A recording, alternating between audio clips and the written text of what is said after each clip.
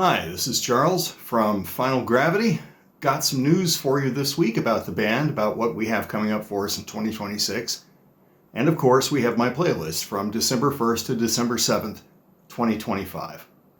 First, let's talk about what Final Gravity's been up to in 2025 and what we have planned for 2026. 2025 has been a very creative year, but we've been ensconced in our studio and rehearsal space working on new material and getting some older stuff taken care of so that we have plenty of stuff coming out next year in 2026. If you remember back in 2020, we recorded some cover songs during the pandemic. We released one of them on our last album, Storm Chaser, but the other three have never been properly released. So we're having them mixed, and we will be releasing those as an EP at some point next year. Additionally, we had a great show at Transplants Brewing for our Storm Chaser release, and we figured it was such a good performance and the sound quality was so good, shout out to Transplants for having a great sound crew, we decided we're going to go ahead and release some tracks from that as a live album. So that is also coming next year. In addition, we recorded some tracks at a super secret studio that I'm not allowed to mention by name up in Beverly Hills, and we have those two tracks. We need to track a little bit more on them, but they will be coming out as sort of a double-sided single at some point next year as well. An album of new material is in the works also. We have a lot of material written for that, so we do have a lot coming up in 2026, possibly even leading into 2027. We didn't play any shows this year. I know a lot of you are asking, when are you going to play a show again? Well, the answer is we'll play it when we can. In the meantime, you can always check out live performances from the bands that the rest of us are in. Melissa, of course, and Lady Zepp, and she has her own cover band that unfortunately, the name is escaping me. She also plays with the Convertibles from time to time, and had been doing something at the Lighthouse in Hermosa Beach.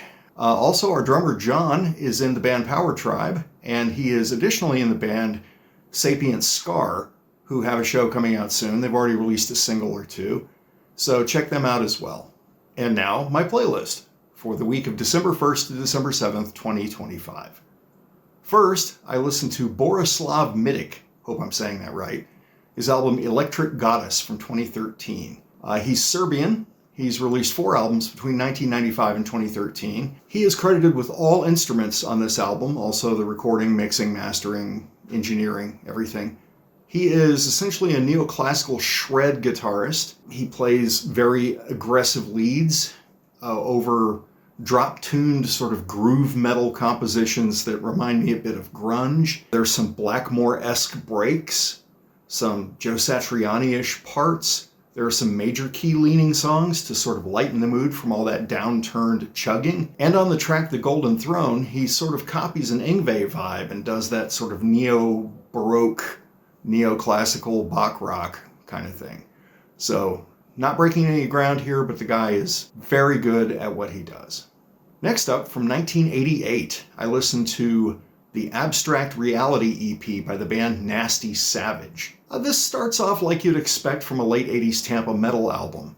It was engineered and mixed by Jim Morris. If you give me a moment here, I'll rattle off his credits.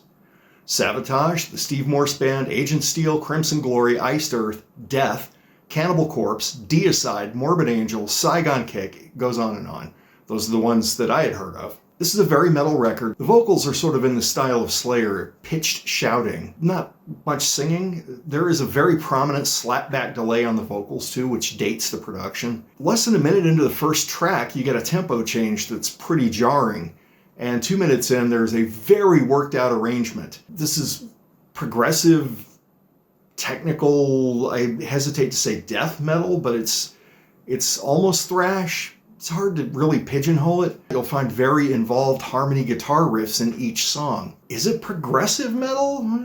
One could argue. So overall, let's call it proto-prog metal with lots of pre-death metal and thrash elements. Very interesting. The songs are all long, and the EP is only about 20 minutes, so it's easy enough to get through. Next, I listened to the Unperson album from Thrailkill 2024. This band is a trio. They all attended Musicians Institute. The band used to be called Mammoth, but the name was changed back in 2017. Wes Thrailkill is the guitarist. He's released a total of 6 albums and a few EPs and made some guest appearances. So we've established who they are and what they do. This is an insanely virtuosic mashup of metal and jazz fusion. There's odd meter. There are a lot of involved arrangements. Are there guitar shenanigans like the old band Cacophony that had Marty Friedman and Jason Becker? Yes, there are. Are there little Gojira-isms occasionally tossed in? Yes.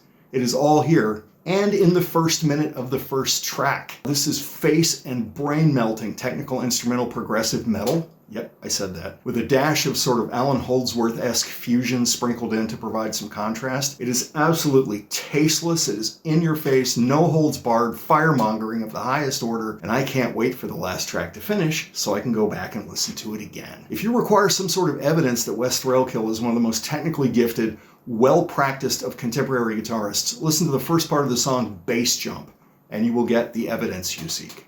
Lastly, I listened to Steven Wilson's The Overview from 2025. I've already touched on this one in previous playlists, but it's sort of Vangelis meets Pink Floyd. Think Blade Runner or Heaven and Hell meets Metal or Wish You Were Here. It harkens back to the Sky Moves Sideways and the Signify albums from Porcupine Tree. My favorite tracks are Meanwhile, which addresses how unimportant and small our lives are compared to the unimaginable vastness of the universe. Cosmic Sons of Toil, which is an instrumental with a lot of prog busyness in it. And Perspective, which has Mrs. Wilson reciting the size of stellar objects over electronic loops and sequences. It sounds ridiculous, but to hear it is to understand and enjoy it. I really like this album. It's the best Steven Wilson album in a long time. Well, that is our updates, and that is my playlist for this week.